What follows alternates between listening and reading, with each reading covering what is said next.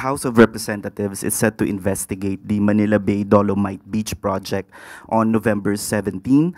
Lawmakers want to find out whether the artificial beach has contributed to the massive flooding in the capital city or nasunod po ba yung Manila Bay Rehabilitation Plan. Does Malacanang support this kind of congressional move to look into the Dolomite Beach project?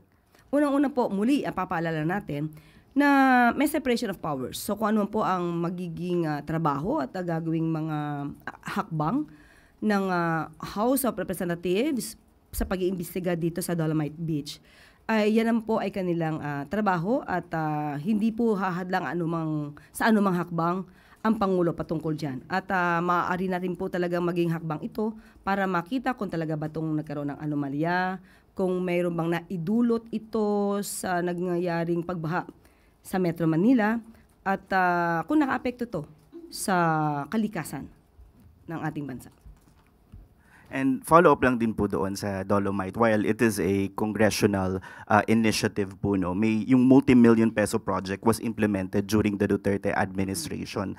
Some saying it's around 300 to 500 million peso ang nagastos. So may mga initial reaction na po na it could be politically motivated, aimed at putting the blame again on the Dutertes para po mapagtakpan daw yung flood control corruption. Hindi naman po ibig sabihin na kapag po iniimbestigahan ang mga proyekto ng nakaraang administrasyon, ito'y pamumulitika lamang. Ibig po sabihin kapag pinaiimbestigahan ang nakaraan proyekto na naganap o nagawa ng nakaraang administrasyon, dapat hindi na ito paimbestigahan dahil otherwise it will be considered as politicizing. Parang hindi naman po yata tama yan. Ibig sabihin po nun, kapag hindi na ginalaw o inalam ang nangyari noong nakaraang administrasyon, parang libre na po lahat ang kanilang ginawa.